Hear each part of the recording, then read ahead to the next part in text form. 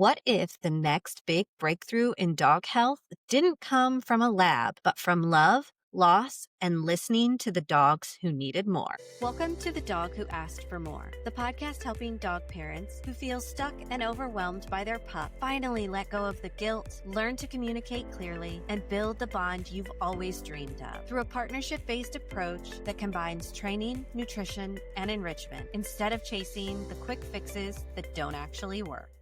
I'm Em, and in this episode, you'll learn how Dr. Terry Fossum turned decades of surgical experience into groundbreaking natural products for dogs, why CBD, oleander, and other natural ingredients might hold the key to treating pain, itch, and even dementia, what you need to know about supplement regulation, dosing, and why so many pet products don't actually do what they promise. I am a board certified veterinary surgeon. Let me tell you what that entails. As a veterinarian, you go to veterinary school for 4 years and then you can practice right out. So it's not like being a physician where you have to do an internship and a residency. My husband is a veterinary cardiologist, but both of my boys are physicians.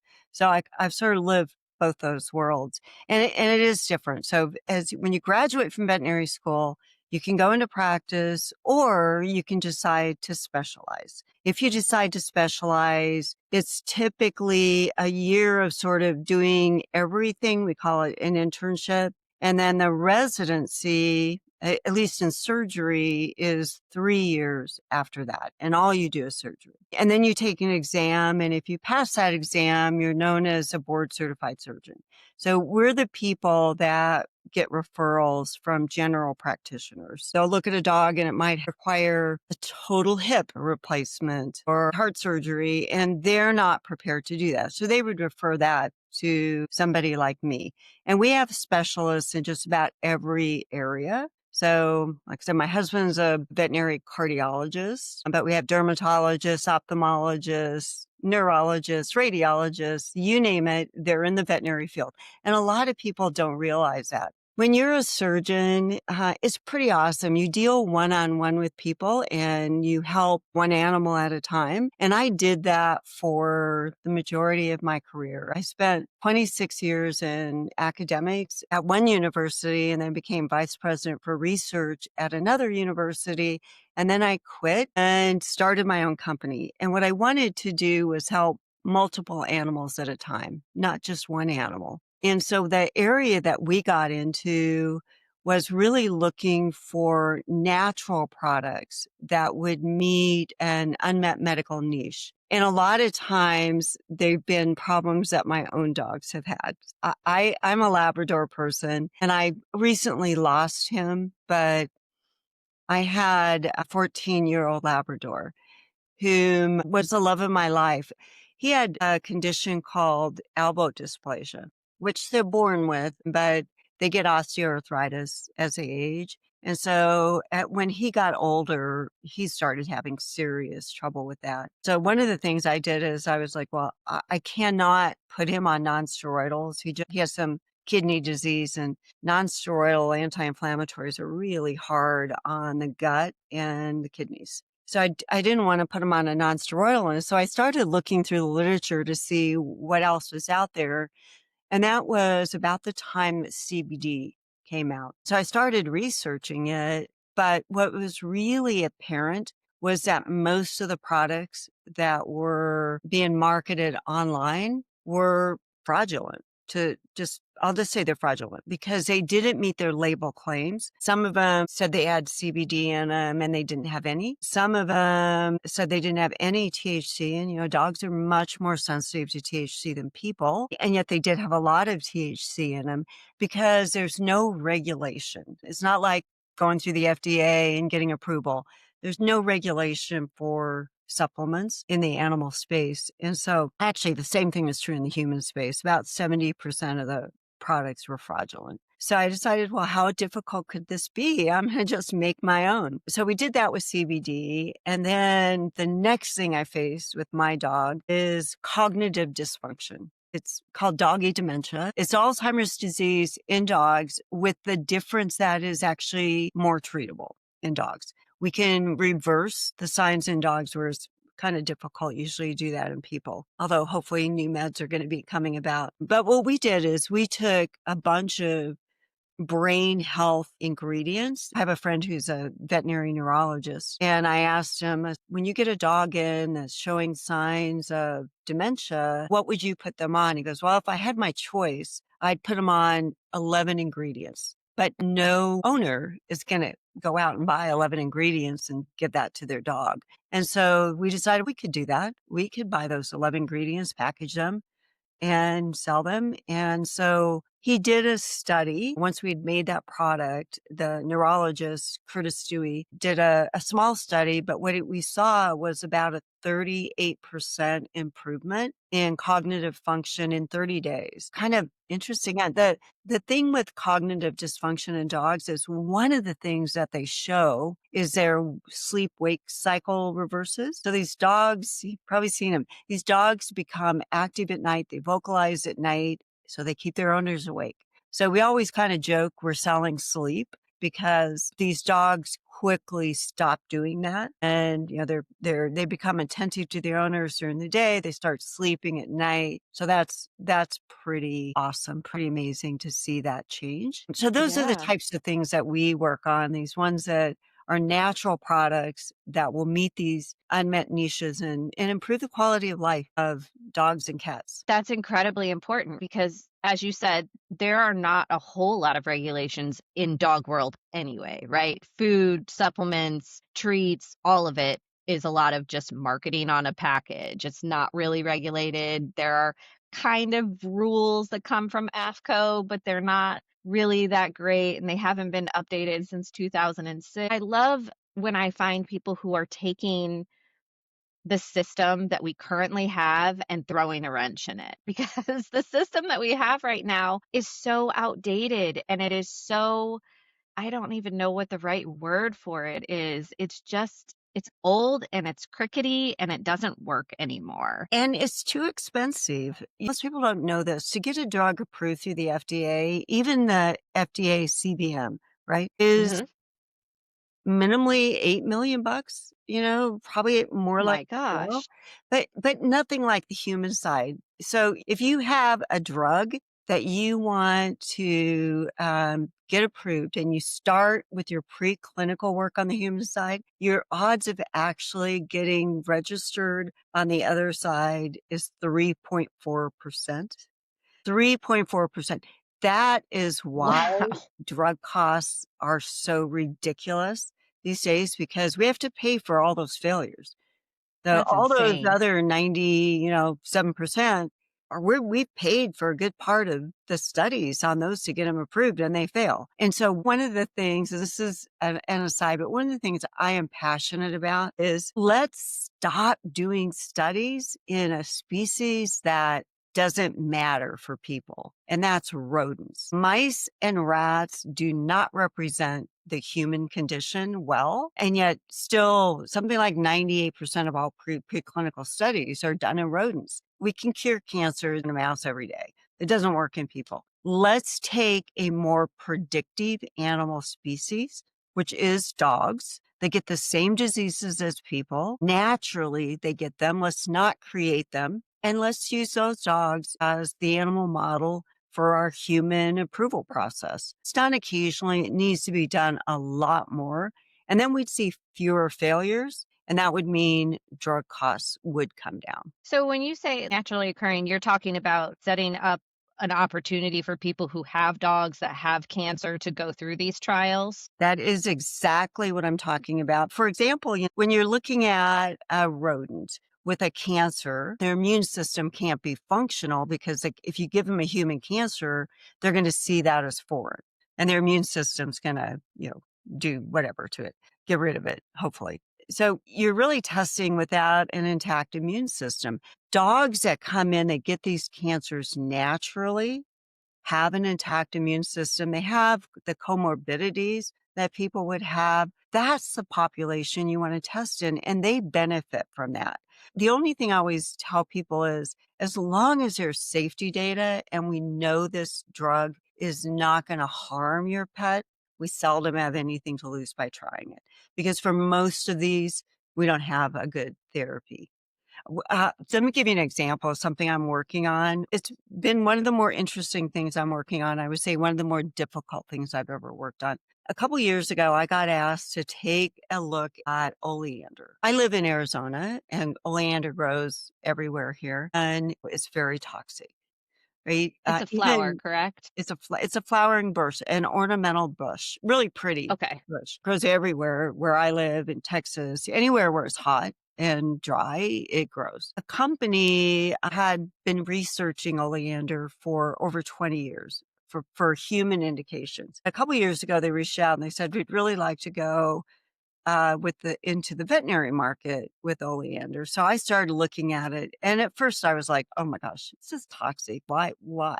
But then when I really looked at the data, it was pretty exciting in a number of ways. One, an indirect antiviral because it boosts the immune system so much that it can clear these viral infections. And so we've looked at it for some pig viral diseases. And right now we're looking at it.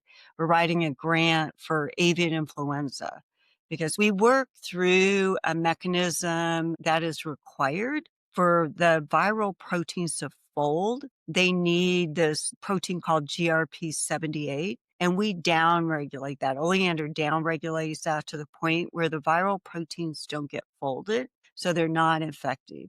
And we do that at micromolar doses. So we're dosing at really, really, really tiny levels and we're getting rid of these viruses. Really exciting. But one of the things I'm potentially as excited and haven't done anything because I have to raise money to test this, but there was a group out of the University of Edinburgh that were looking for senolytics. Senolytics are cells. Our cells aren't meant to divide forever. Our cells are meant to divide a certain number of times, and then they get old and they start making mistakes, and so they're supposed to die.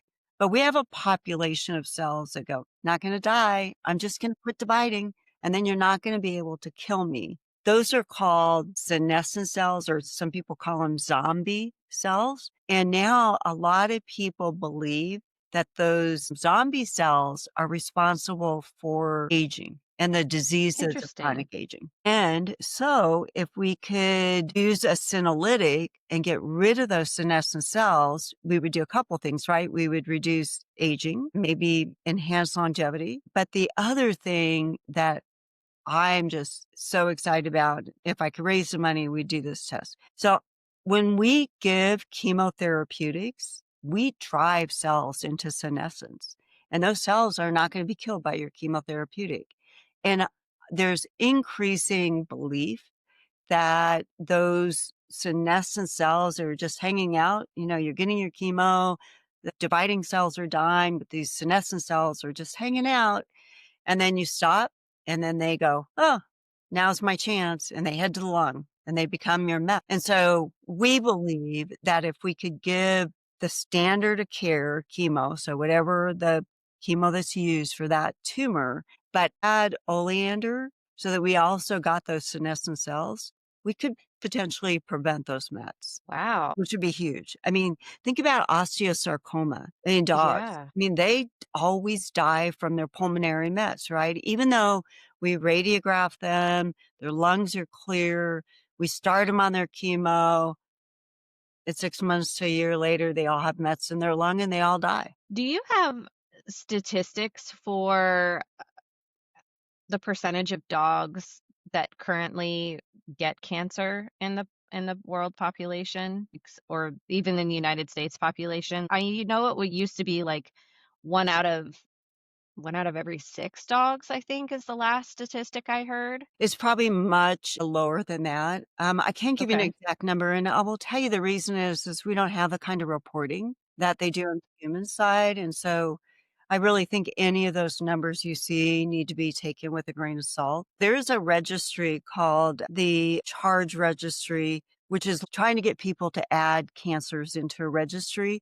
Because the ideal would be is if we could, with this Take Charge Registry, if we could identify where these animals are, then we could enroll them into, clinical trials. But But by and large, I would say I don't think we really know, but if I had to guess, if you take an older animal, it's probably 1 in 2 or 1 in 3. But again, just a guess. Don't hold me to that, but it's a lot. You know, these That's still older high. animals That's still die quick high. is high.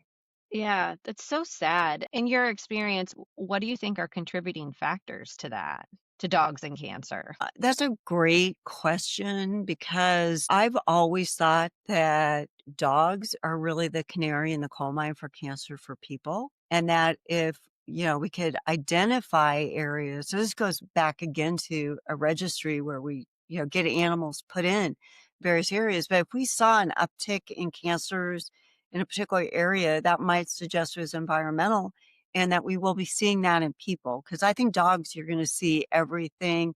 You can't do, it's very difficult to do prevention in people when their lifespan is maybe 80 years. And when do you Yeah. start your prevention? How long do you follow them? But when you have a dog whose lifespan is probably maximally 14, you start them at 8, not that many years to follow them.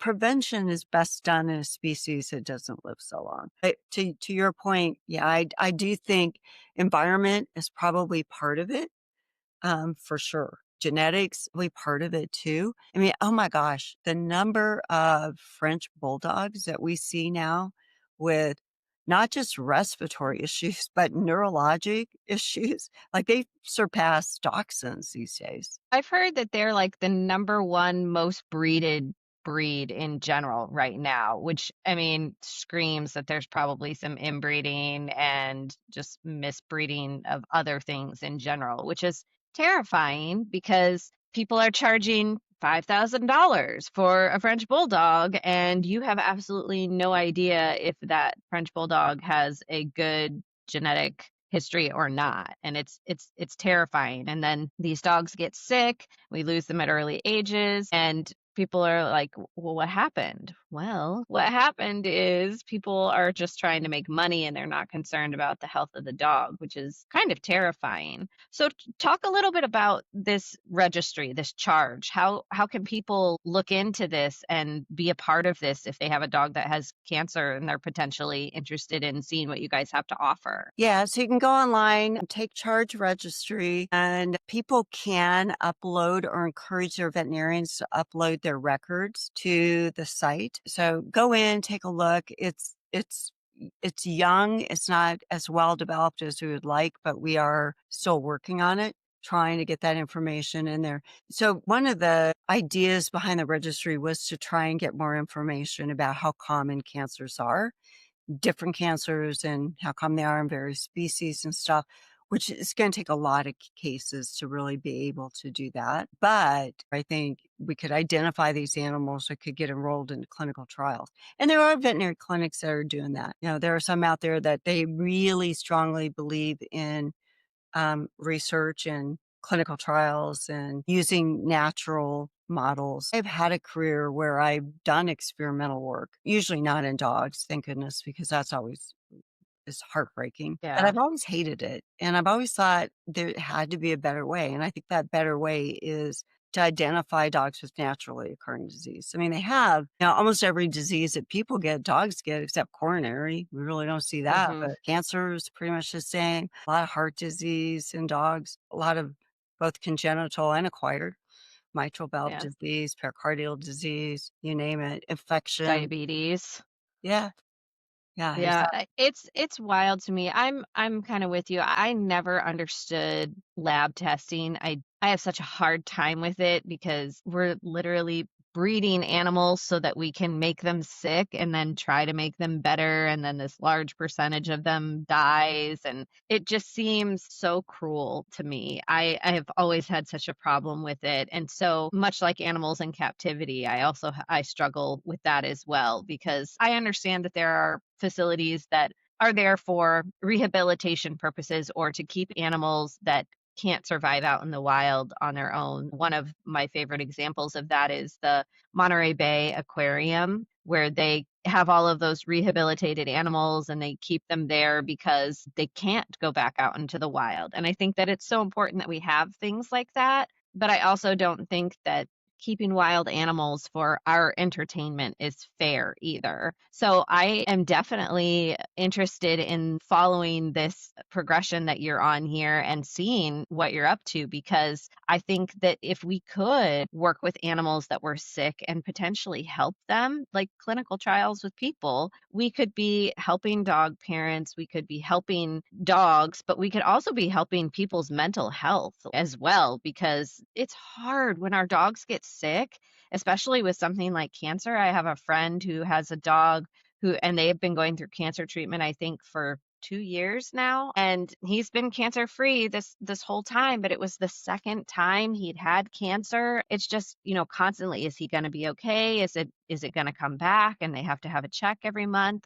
It would be so neat if there was something out there that was actually helping them get through this and process it and hopefully keep him healthy through the end of his life, because he's an older golden retriever. It takes a lot out of them mentally and emotionally to care for that animal, to worry about that animal, to give the medications every day, to make sure that the activity level isn't too stressful, and all of the things. And then again, the expense, like you mentioned, is extremely high. So it's just so sad and so hard. And I think that if we could find ways to partner, like through clinical trials, we would be solving problems for a lot of people and dogs. What most people don't recognize is that a lot of studies to get products approved in humans are done in dogs, but we don't always get that information. But that's typically the safety data that we would use to say, we know that this is going to be safe for your dog at this given dose.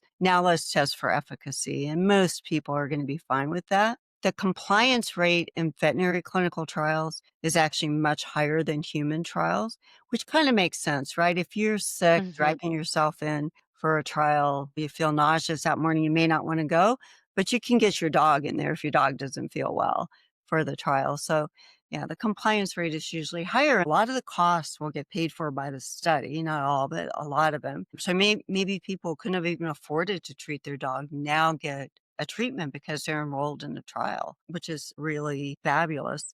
I mentioned the oleander that we're doing, right? This is my company, Dr. Fossum's Pet Care. And what we found out when we started really looking at the oleander, I mentioned the antiviral and then the cancer at some point. I hope that we get an opportunity to test. But the other thing I started looking at the profile of what oleander does to cytokines in cells. And it was pretty much exactly what some of the anti-itch products out there do, except that it doesn't suppress the immune system. And the current Interesting. anti-itch products are highly immunosuppressive. Yeah. I wanted to come out with a product that wasn't going to cost people 90 to $110 a month because, Yeah. when dogs itch, they're miserable. People are miserable. A lot of people can't afford $100 a month to stop their dog itching. So we came out with this oral product, $45 a month. And then we've got a leave-in conditioner we're working on and a topical spray. Again, this has got oleander in it at very low doses, very effective. So we're pretty excited. So that's what I like to do, is try and figure out, like I said, either it's an unmet need, meaning there's no product out there that's really good for that disease, or the products that are out there are too expensive for a lot of people. Can we come up with something that's a little cheaper and natural? That's sort of the realm that I'm living in these days. I have a question for you. You're Sure. a dog trainer. Talk, Mhm. talk to people about the difference between being a dog trainer and a behaviorist. Because I think a lot of people probably wouldn't know. Honestly, I'm actually working towards becoming a behaviorist dog trainer because there is a difference, right? A dog trainer works more on things like obedience and just your general everyday kind of stuff. But a Heal. Yeah. behaviorist, yeah, a behaviorist digs more into the root of the cause. Why is the dog doing this? Why did the dog all of a sudden, let me do with my air quotes here, bite the neighbor? Why did the dog that's walked by 100 times all of a sudden now get into a scuffle with my dog? instead of just thinking, oh, it's time to get my dog on medication or we need to train the dog to not do that, I look for the root cause of why the dog is doing the behavior. Because while training is important and it gives a dog structure in their daily life, dogs are also emotional, sentient beings that have thoughts and feelings about things that happen around them. And they also have a way of communicating with us and with other dogs that not a lot of people tune into, right? They don't see it because they don't understand dog body language or dog brain just in general. And so they miss all of those little tiny signs that are building up to these bigger events that come out of nowhere and they don't understand. So the trainer would come in and teach you how to teach your dog to sit, how to teach your dog to lay down, how to your dog to walk on a leash. And I do all of those things. But I also help owners understand what their dog's big feelings are and why they're having them. And that is the difference is I put emotion into what I'm doing and a lot of dog trainers don't. Thank you so much for doing that. That was a great description of what the two are. And it's really important that people know that, right? Because you don't want them going to their dog trainer for what is really a behavioral issue. It's not going to help. And I will tell you, when I lost my 14-year-old lab, we got another. So I always have two labs at a time, which means my house is full of dog hair all the time. Yeah. Uh, but one of the best things we did with our new lab puppy is we took him to the dog trainer. And so we got him, so he knows to sit, he knows to, get on his place bed, he does all that kind of stuff. But, again, it's so important for people to realize that's training. Behavior is a different issue. So I don't know what your training program is like, but like there's board certification in behavior medicine. But tell us about your training. I didn't go through any of the schools that are out there. There's tons of dog training schools. I actually went through several mentorship programs where I learned from other trainers who've been training for longer amounts of time. I did a behavior one. I did just a basic. This is how I trained. I train dogs virtually. So when I work with my clients, they submit videos to me every day, which gives me a picture into their world and actually allows me to see their dog's behavior, right? Because I can see how they're interacting one on one with their dogs versus them trying to describe it or me only showing up once a week and then them not having any guidance the rest of the week. They get to check in every single day, which gives us more of a baseline of what's actually happening.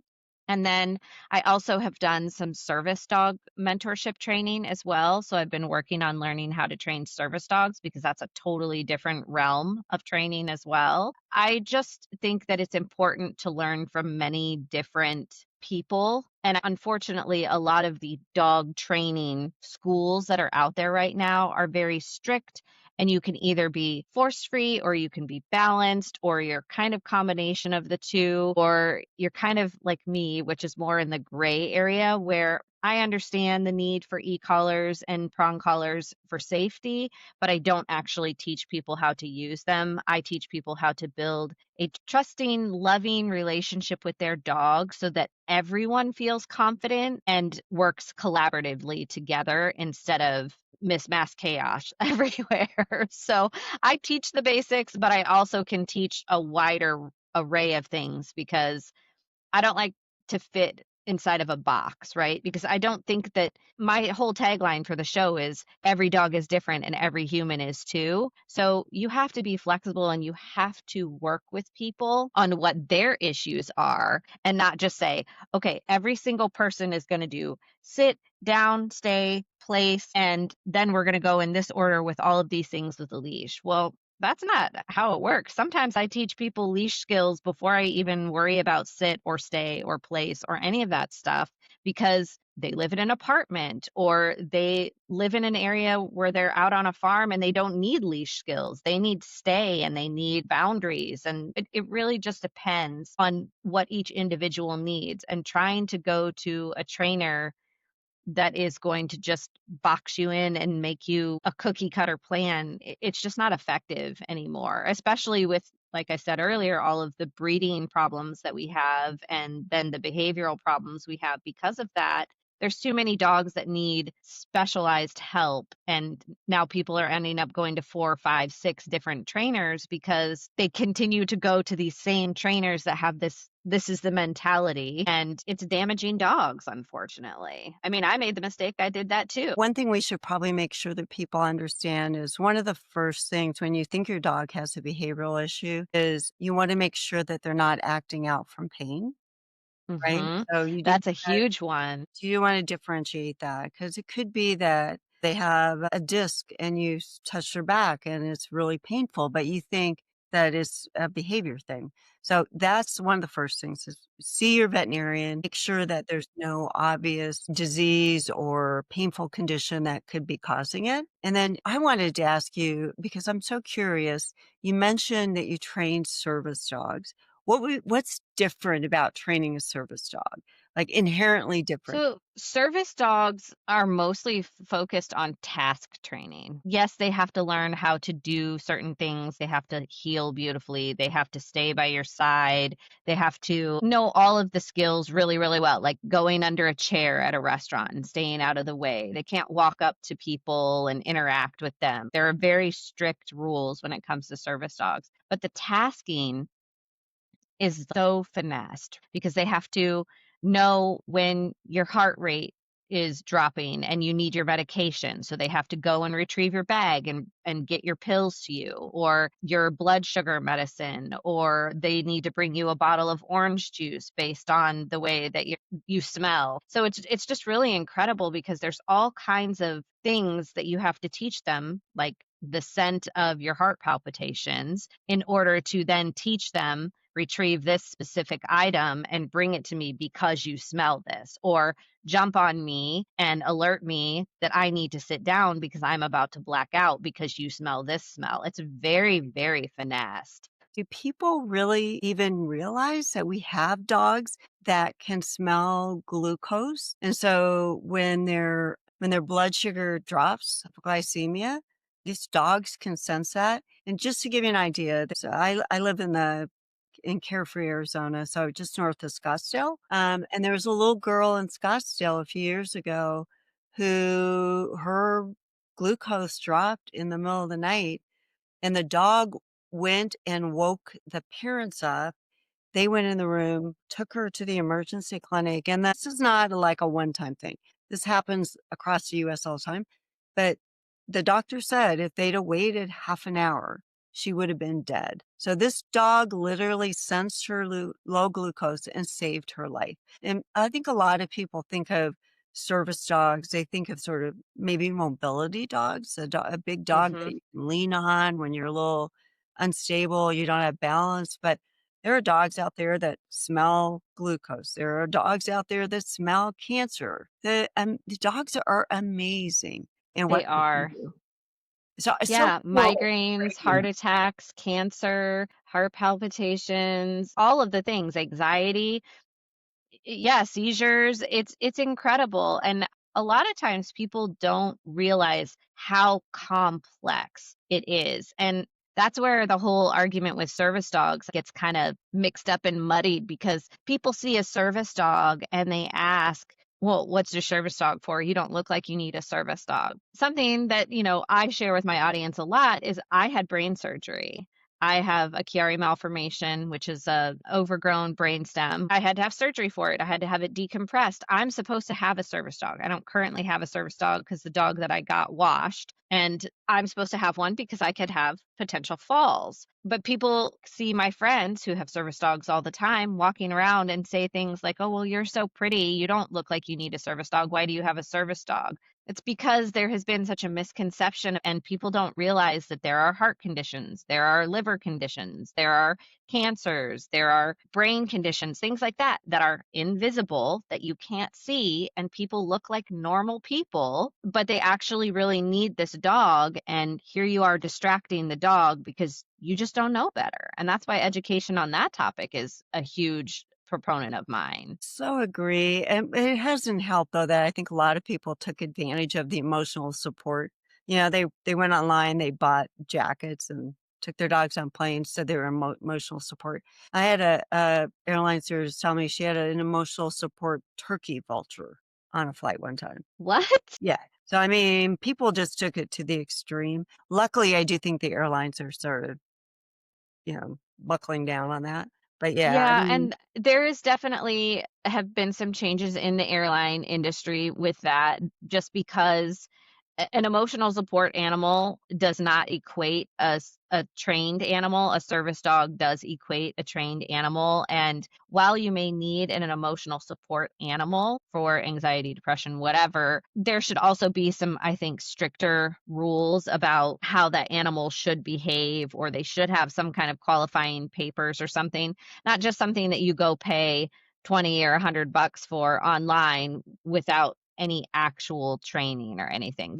There should be some kind of program that helps people do that so that their animal behaves appropriately. But again, unregulated industry, and this is a quick way to make a buck. And so we're going to do it this way, which is really unfortunate for people who do have service dogs, who then suffer the consequences because they have to fight to have their service dog, who's actually really well behaved and really well trained, because somebody brought an emotional support on that bit the flight attendant or the kid in the next aisle over, or a cat got out and, peed all over the seats and stuff, because people are not thinking about those things, which is unfortunate. But unfortunately, there are a lot of people in this world that just kind of don't think about those things or how it affects other people. And I can tell you that people with disabilities and people with service dogs, they do. They worry constantly about whether their dog is going to bother someone, or if it's going to disrupt a situation, or how can they keep this contained, or how can they keep people from petting their dog, all of the things. They worry about it constantly. And that's a difference. That's a huge difference. yeah. And then you see those dogs in the airports that are to make people happy. Those are usually trained service dogs that are at those stations for people to pet. And if they're not, they are emotional support animals that are also trained and willing to accept pets from people. A lot of people don't understand that human behavior and emotions affects dog behavior and emotions. So if I'm upset and I'm stressed out, my dog smells that, my dog feels that, and my dog reacts differently because of that. And that chain of events can lead to, why did my dog just randomly bite that person? Well, you have been stressed out for 4 days. You've been yelling with your partner. You've been yelling at your kids. You've been grumbling at the dog. And now this random person walked by, spooked your dog, and your dog bit them because they have been racking up their anxiety level for 4 days along with you. And that was their outlet. Wasn't a good choice. And we just have to teach them to make better choices. Love that. Love that. So it's so nice to have people like you Oh, around well, I appreciate helping that. folks. It's just as important as anything else that we do is, behavior and how they fit into our lives. And Yeah.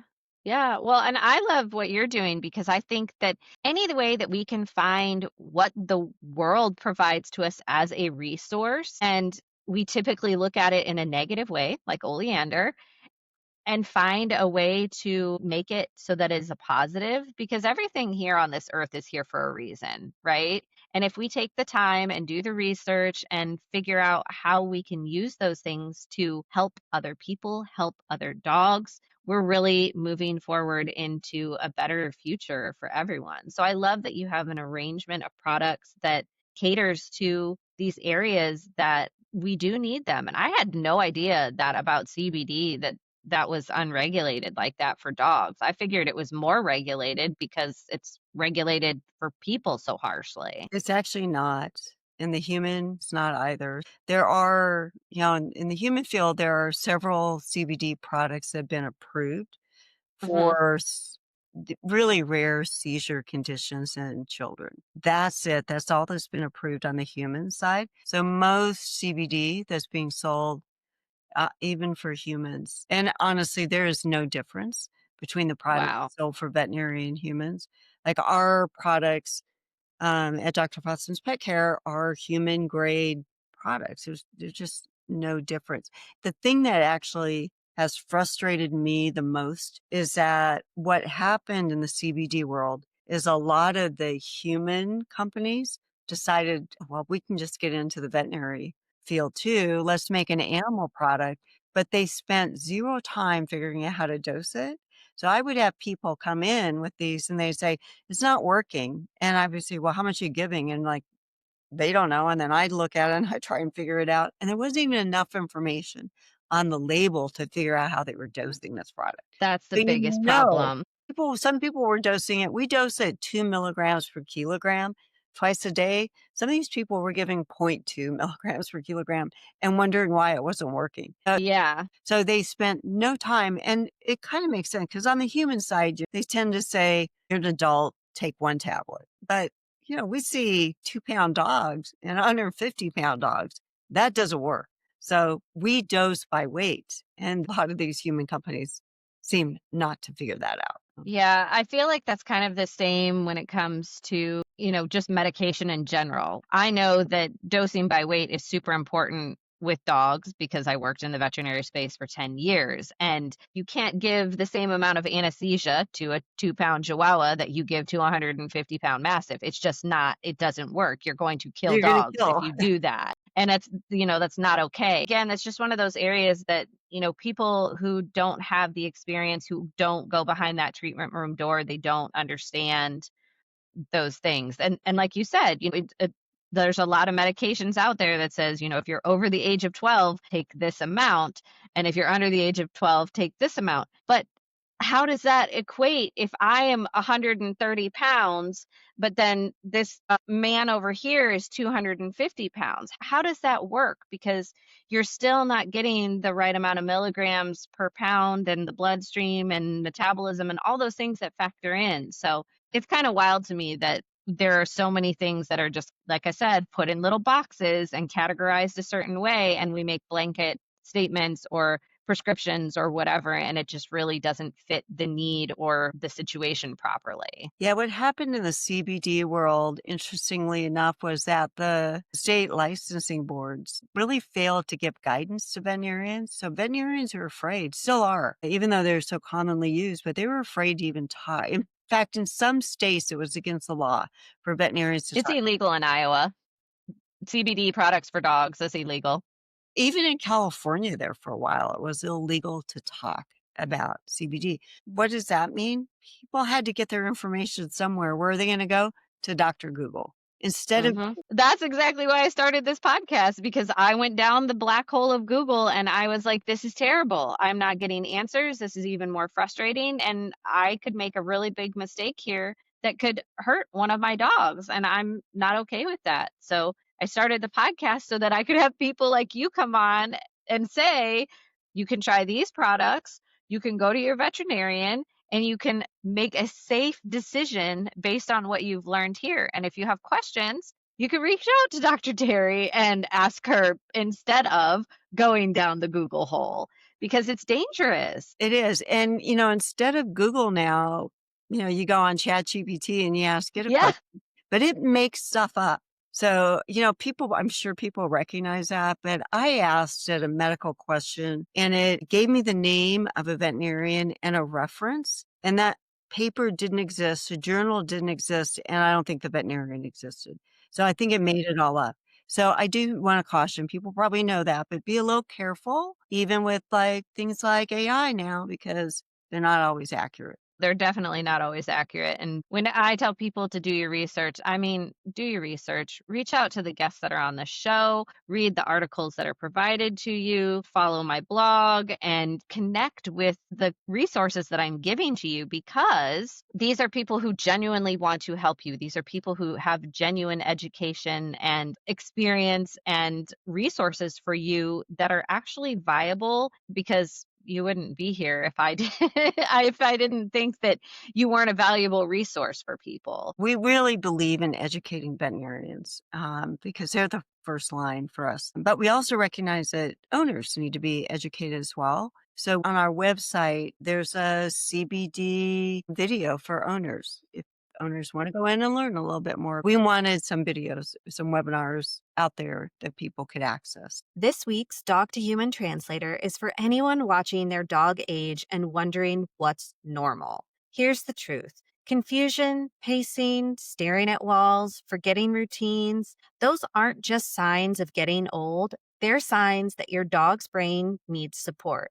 We talk so much about joint care and diet, but brain health matters just as much. So this week, I want you to pay attention. If your dog starts doing things that feel off, don't write it off as just age. Talk to your vet, ask about cognitive support, and look for products that are backed by research, like Dr. Fossum's. Because sometimes the difference between decline and recovery is just noticing early. What would you like to leave the listeners with today? We talked about dementia in dogs. One of the things I really want people to understand is that a lot of dogs out there that are older start showing symptoms, and people think it's normal aging. And it's not. It actually can be reversed. So I'd like to leave with the message that if you have an older dog and they're starting to do things like act confused, stand in a corner, they forget how to go outside where they're supposed to go to the bathroom, so they have accidents in the house. Or as we talked about, they walk around at night and they vocalize. That may be dementia. So don't write it off as normal aging. Talk to your veterinarian, try to treat it, because you may have a couple more years if you do that. We have people that call crying because they've had more time with their dog. That's a beautiful gift to give people. It's so hard. I had a dog when I was 16. It was my first childhood dog that he was put down because he had dementia. So it makes me feel so wonderful to know that there are things that are out there now that we can do to help our pets when they're in distress like that and hopefully get that extra time with them. Today's episode reminded us that innovation doesn't always mean new technology. Sometimes it means revisiting what nature already gave us.